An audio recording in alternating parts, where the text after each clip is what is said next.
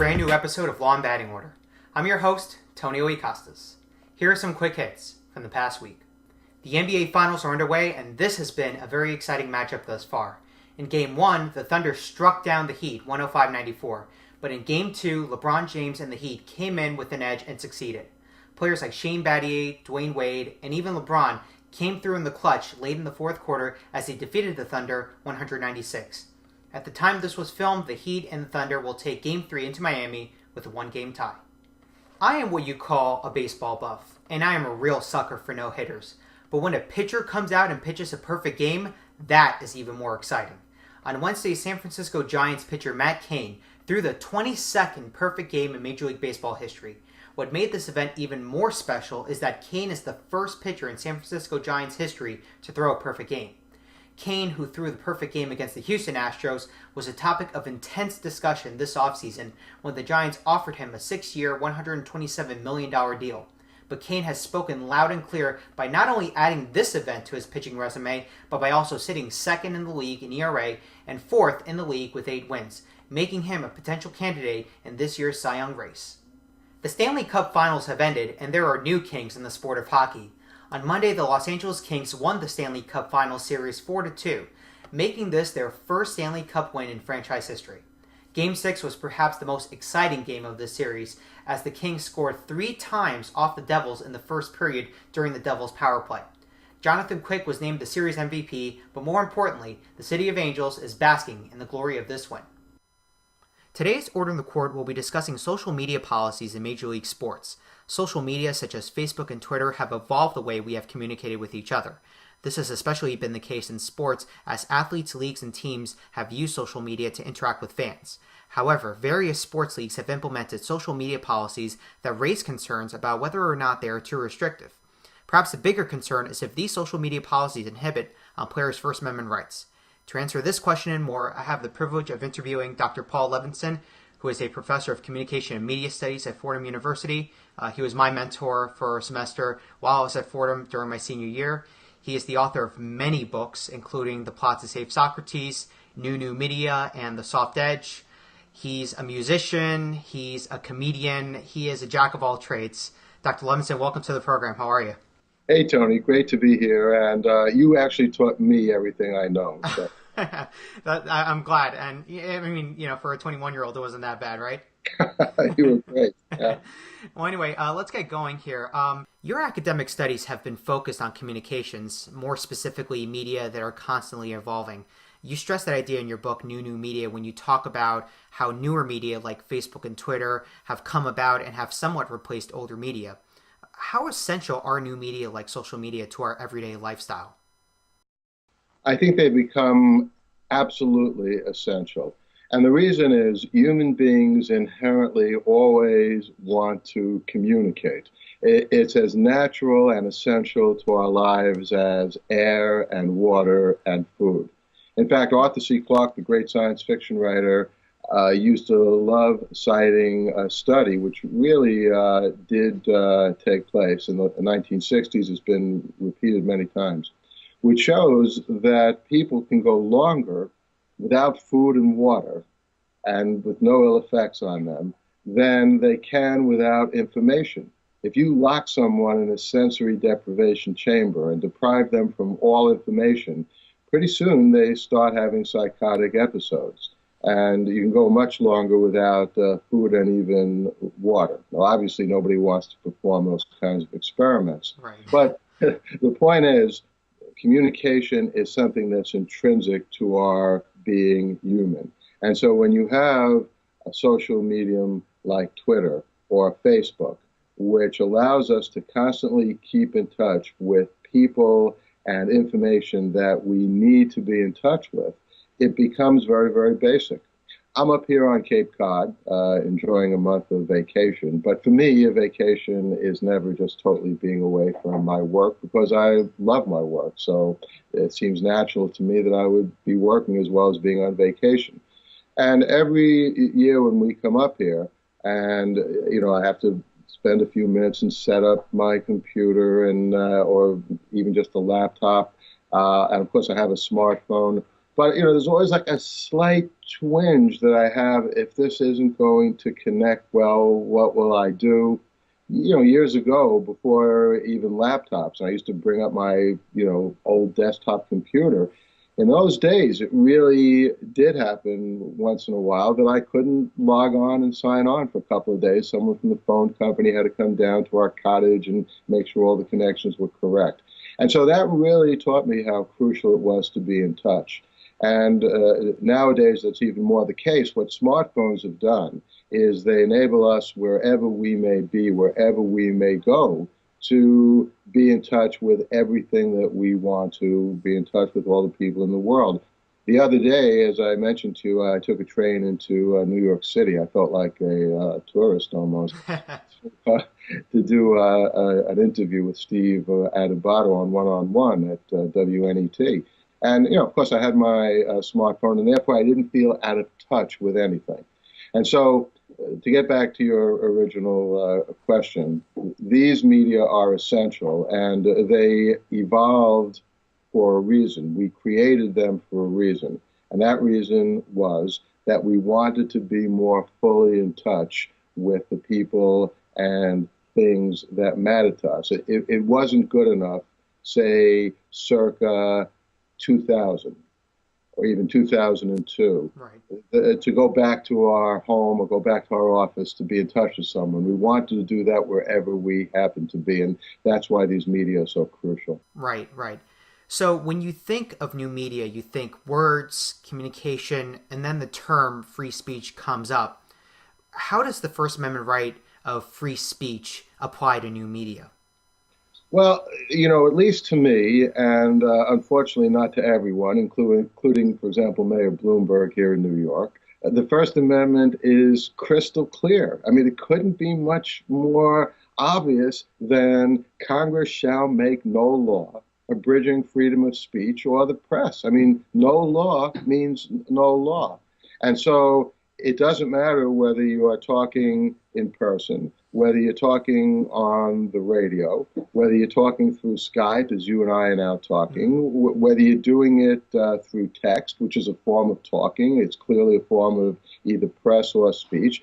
None of that matters. The medium doesn't matter. All of those are forms of speech and press if it's made public and in some sense newsworthy. And therefore, the government has no right to in any way censor, inhibit, stop that kind of communication. The First Amendment, of course, was put into our national constitution in the 1790s. But with the passage of the 14th Amendment after the Civil War, which said that all the rights that citizens had as American citizens, states could not interfere with those rights. In other words, if something was illegal, if Congress couldn't make a law that interfered with a person's ability to speak or communicate, then neither could a state, and neither could Mayor Bloomberg, as he did during Occupy Wall Street, when he clearly interfered with the press's coverage of the events. Right, right. So, as a communications expert, do you see any concern or controversy when you think of the correlation between newer media like Facebook and Twitter to, let's say, a constitutional right like free speech? And you were alluding to Occupy Wall Street as an example. Would you see sort of like one concern coming up with a situation like that, or are there an accumulation of other concerns or controversies that could come about? Well, what always happens is when a new medium is introduced, there are some people who, I was going to say for some reason, but my better guess is they're not comfortable with the First Amendment and free speech in any medium. Mm-hmm. So when a new medium is introduced, it's a good time, they think, to jump in and say, well, wait a minute, maybe the First Amendment doesn't apply here. Maybe the government should regulate this. The first time that came about, that kind of argument, was early in the 20th century, and it was about radio. And people in the 1920s and 30s, some people started to say, well, you know what? Radio didn't exist when Thomas Jefferson wrote the First Amendment, when James Madison argued about how important it was. And so, therefore, the First Amendment does not apply to radio. Mm-hmm. And to some extent, the Federal Communications Commission, the FCC, was allowed to be created because some people agreed with that argument. That is, that radio was exempt from the First Amendment. I don't agree with that argument. But it's happened all over again with Twitter and Facebook and everything on the web. There have been a series of attempts to control what people communicate on those new media. Back in the 1990s, before Twitter and Facebook, but you still had websites and online communication. Congress passed the Communications Decency Act, and Bill Clinton, much to my amazement and dismay, signed it into law. And actually, which just goes to show you, by the way, that Democrats and Republicans are equal opportunity abusers of the First Amendment. It's not as if it's very comfortable if you're a progressive person politically to say, well, it's all the Republicans, but the Democrats have been just as bad. And so, fortunately, the Supreme Court, in one of its rare decisions recognizing the First Amendment, struck down that act.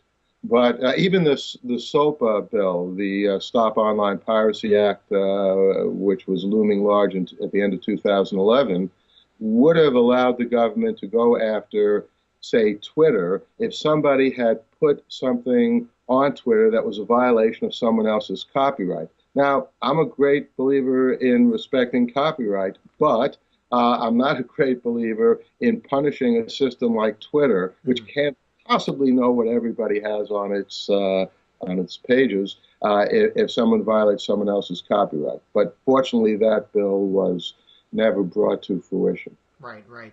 So let's apply this discussion of new media to the sports world, since this is a legal-based sports show. When you see athletes creating these Facebook accounts or creating these Twitter accounts and interacting with the fans, how beneficial is it for the athlete to have such accounts? Does it in essence humanize the athlete? What's your take on it? I think that fans have an infinite need, an infinite thirst, which can never be totally quenched, to be in touch with their heroes.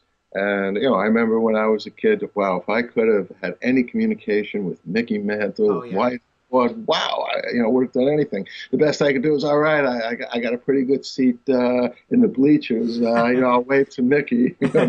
Maybe he'll turn around and smile. So what Twitter and Facebook and social media do, and I call them new media because they're more than just online, right, like Amazon and iTunes. Basically, they allow the consumer to become producers, to create their own words and put them out there. And so now, for the first time, you could tweet to a famous sports figure that you followed and that you think is a great sports competitor.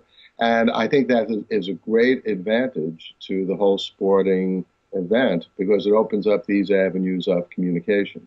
At the same time, it does create new responsibilities. You have to be careful. Everything that you say, any place, online, and I used to mention this in my class. Right. If you think it's private, you might as well put it up on Times Square on those letters. And as Anthony Weiner unfortunately found out, and there was actually, I think, a college football player by the name of Yuri something. You may remember Yuri Wright, I think was his name.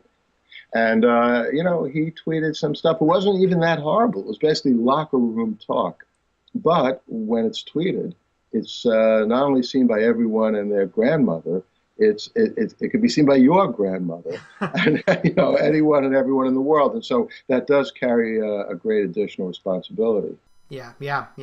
So when you mention tweeting entering the public domain, that's when the league sort of step in and sort of place these strict social media policies in an effort to protect the athletes, protect the league, protect the teams, and even protect the brand associated with these leagues. And, the four major sports leagues that have really stepped up a notch and have really, put their foot down and implemented really harsh and strong social media policies have been the National Hockey League, the National Basketball Association, the National Football League, and Major League Baseball. And I pulled up on the internet the social media policies that these leagues have implemented to protect, their best interest in the league. So over in the NHL, they basically have a social media policy in which they implemented a blackout period on the use of social media on game days, which for players begins 2 hours prior to opening face-off and is not lifted until players have finished their post-game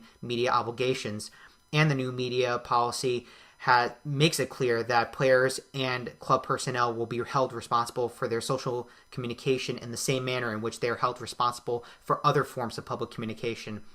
Over in the NFL, players, coaches, and football operations personnel can use Twitter, Facebook, and other social media up to 90 minutes before kickoff and after the game following traditional media interviews. And during the games, no updates will be permitted by the individual himself or anyone representing him on his personal Twitter account or Facebook account or any other social media account.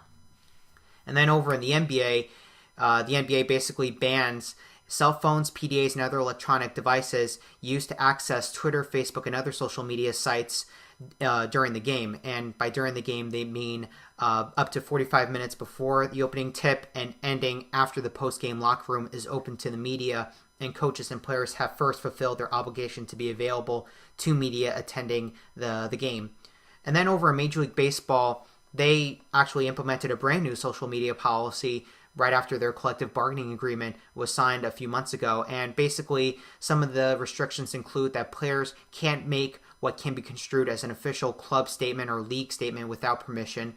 Players can't use copyrighted team logos or anything without permission or tweet confidential private information about teams or players and their families. Players can't link to any Major League Baseball website or platform from social media without permission. No tweets condoning or appearing to condone the use of substances on the Major League Baseball ban list. Players can't rip umpires or question their integrity. None of the tweets can contain racist, sexist, homophobic, or anti-religious content. No harassment or threats of violence, nothing sexually explicit or anything otherwise. So you have a whole slew of policies here, and you're a communications expert. Based on your first impression from reading these policies, what's your take on it? Are these really effective social media policies? Well, first of all, a very important point to keep in mind is that the First Amendment restricts government interference with communication. Government interference either on the federal, state, or any local level. It does not, and in fact should not, interfere with private enterprises, any non-governmental group doing anything they want to, in effect, regulate communication in their realm. So whatever we may think of these limits on athletes, there's no doubt that Major League Baseball, all of the other sporting organizations have every right to say, look, if you want to be part of our organization, if you want to be a Major League Baseball player, if you want to be a hockey player, whatever, you have to follow these rules. If you don't like those rules, don't be part of our organization. So I think it's important to say that because sometimes people mistakenly say, well, Major League Baseball is violating the First Amendment rights of these players. No, that's not the case at all, and it's not a First Amendment issue. That said, however, there is the issue of what kind of impression an organization wants to give to the world. And I think to overly regulate what players can say, to treat them almost like children, and MLB is the parent and the ball players are the children, is not really a good impression. And in some ways, that does more damage than any untoward communication that the players may do on Twitter and Facebook and all the other social media. What I think would be a better approach is rather than handing down a strict series of rules, you can do this, you can't do that, is more of an education. Talk to them. Players don't want to be embarrassed. Sure. As we were saying before, they want to use these media to get out to their fans and to become more popular and to be more loved. Mm-hmm. Last thing they want is to say stupid or controversial things. And I think if they were just taught or coached, for want of a better word, how to comport themselves on these social media and to realize that even though it seems that you're just typing, 2 o'clock in the morning on your Android or iPhone or BlackBerry, and nothing can seem more, personal and not public seems like such a private medium, but nonetheless, that's going out to the world. So you need to be careful what you say. I think that's the best way to proceed. I think these rules, while not illegal, are too much and give the wrong impression. Right, and you actually bring up a very crucial point, which is that there's a sense of deprivation of rights, or maybe a sense of policing that you see in these leagues.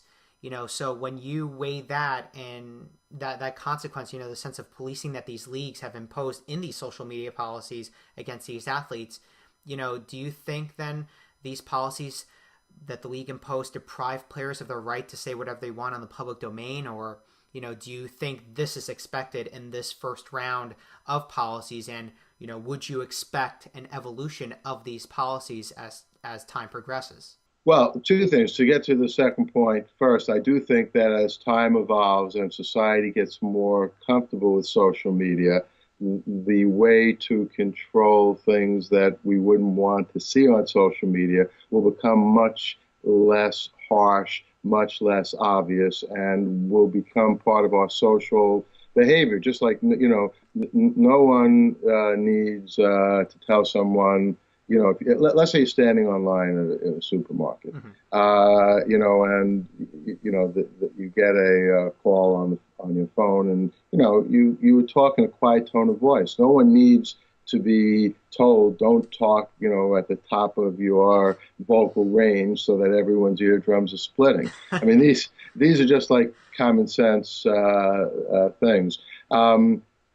But to your first point about the athletes being deprived of their social media rights, again, private, and by private I mean anything that's not part of the federal, state, or local government, do have the right to say, when you are part of our organization, when you come into our establishment, you have to follow our rules. And if you don't like those rules, don't come into our establishment. So, there might be a restaurant.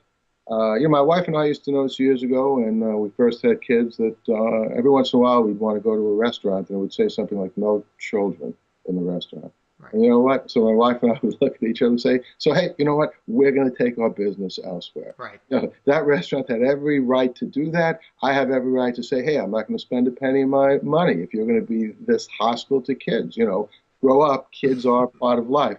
But, to take that restaurant to court and say it's depriving us of our rights, no, that wouldn't have made any sense. So it's not as if the athletes are being deprived of their rights by a governmental organization. What's really going on is, if the MLB and the other rules stand, is if you want to be a ball player, if you want to play hockey, if you want to play football, basketball, whatever, you have to follow these rules. I don't think the rules make all that much sense. I think they're too much, but it's not as if anyone's being deprived of their rights. Right, yeah. So finally, and you addressed this previously in the previous question, where do you think sports leagues then go from here with respect to social media and whether or not they'll embrace social media? Do you think these social media policies will change as time progresses? Would you expect maybe these policies to stay intact, or probably would you expect the policies to get stricter? What's your take on that? No, I think actually as time goes on, the rules will get softer, not stricter. I think these are the first attempt to regulate a new environment, which for many people, and you have to look at the age of who is making these rules. I mean, how old is the commissioner of baseball? I don't even know. Oh, he's, I think, around 80. Yeah. So there you go. God bless him. I hope he lives another 80 years. Yeah. But, chances are he probably doesn't know that much about Twitter, and certainly nothing about Pinterest and, Foursquare. And so he and the people around him are struggling to come to terms with something that they don't understand, that they don't really have much experience with. So they get frightened by some of these bad things that happened. And these rules are the first attempt to try to bring some order into it, or law and batting order into it. And I think as time goes on and we become more comfortable with social media, by we, I mean people of all ages, not just, people our age. I mean, actually, when it comes to social media, I'm probably as comfortable as someone who's 20, but, not everyone my age is. But as that happens, as social media disperse even more fully through the population, I think we'll see some of these rules soften. Okay. Well, who would have thought that this would have led to such an interesting discussion, sports leagues and social media policies? But Dr. Levinson, it's always a pleasure to have you on and to talk to you. Thank you for being on Law and Batting Order. My pleasure, anytime. Thanks. Before I wrap up today's episode, I wanted to share 3 notes. The first is that this past week, lawandbattingorder.com underwent a redesign, and it looks awesome. The site looks far more sleek and colorful, and menus are far simpler than before. So be sure to head on over to lawandbattingorder.com to check out the new layout. The second note is that Law and Batting Order has officially been listed in the American Bar Association's blog directory. This truly is an accomplishment, as I stand alongside nearly 3,500 other successful law blogs in this directory. I'll leave a link below this video that will take you to the Law and Batting Order page in the ABA blog directory. My final note is that keeping up with the social media trend in today's episode, tomorrow, June 18th, I will be at Citi Field for Social Media Night. During the event, I will be part of a pregame Q&A with a player on the Mets. I'm not sure who the player will be, but I can assure you that I will take footage of that event alongside with footage of the sights and sounds of the ballpark that night. The video will definitely be up before Friday of this week, so be on the lookout for updates. Anyway, that's the show. Leave all your comments down below, and be sure to visit Law and Batting Order at lawandbattingorder.com, as well as on Facebook and Twitter. Until next time, have a great week, guys.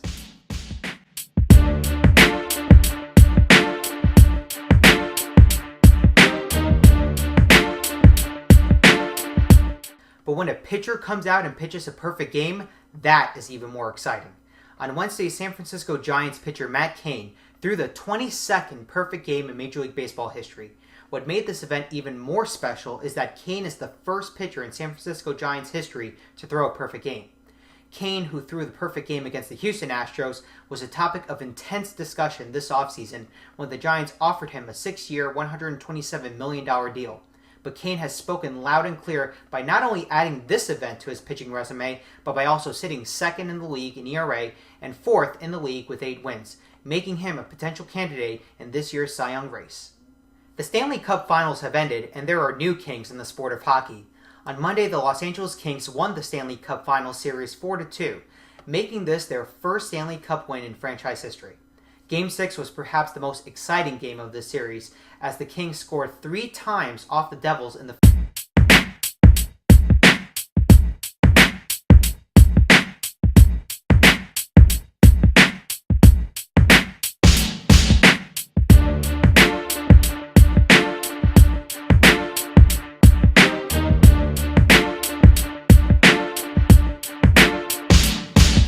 Welcome to a brand new episode of Law and Batting Order. I'm your host, Tony Costas. Here are some quick hits from the past week. The NBA Finals are underway, and this has been a very exciting matchup thus far. In Game 1, the Thunder struck down the Heat 105-94, but in Game 2, LeBron James and the Heat came in with an edge and succeeded. Players like Shane Battier, Dwayne Wade, and even LeBron came through in the clutch late in the fourth quarter as they defeated the Thunder 196. At the time this was filmed, the Heat and the Thunder will take Game 3 into Miami with a 1-game tie. I am what you call a baseball buff, and I am a real sucker for no-hitters. All traits. Dr. Levinson, welcome to the program. How are you? Hey, Tony. Great to be here. And you actually taught me everything I know. So. I'm glad. And I mean, for a 21-year-old, it wasn't that bad, right? You were great. Yeah. Well, anyway, let's get going here. Your academic studies have been focused on communications, more specifically media that are constantly evolving. You stress that idea in your book, New Media, when you talk about how newer media like Facebook and Twitter have come about and have somewhat replaced older media. How essential are new media like social media to our everyday lifestyle? I think they've become absolutely essential. And the reason is human beings inherently always want to communicate. It's as natural and essential to our lives as air and water and food. In fact, Arthur C. Clarke, the great science fiction writer, used to love citing first period during the Devils' power play. Jonathan Quick was named the series MVP, but more importantly, the City of Angels is basking in the glory of this win. Today's Order in the Court will be discussing social media policies in Major League Sports. Social media such as Facebook and Twitter have evolved the way we have communicated with each other. This has especially been the case in sports as athletes, leagues, and teams have used social media to interact with fans. However, various sports leagues have implemented social media policies that raise concerns about whether or not they are too restrictive. Perhaps the bigger concern is if these social media policies inhibit players' First Amendment rights. To answer this question and more, I have the privilege of interviewing Dr. Paul Levinson, who is a professor of communication and media studies at Fordham University. He was my mentor for a semester while I was at Fordham during my senior year. He is the author of many books, including The Plot to Save Socrates, New Media, and The Soft Edge. He's a musician, he's a comedian, he is a jack of all. A study which really did take place in the 1960s has been repeated many times, which shows that people can go longer without food and water and with no ill effects on them than they can without information. If you lock someone in a sensory deprivation chamber and deprive them from all information, pretty soon they start having psychotic episodes. And you can go much longer without food and even water. Now, obviously, nobody wants to perform those kinds of experiments. Right. But the point is, communication is something that's intrinsic to our being human. And so when you have a social medium like Twitter or Facebook, which allows us to constantly keep in touch with people and information that we need to be in touch with, it becomes very, very basic. I'm up here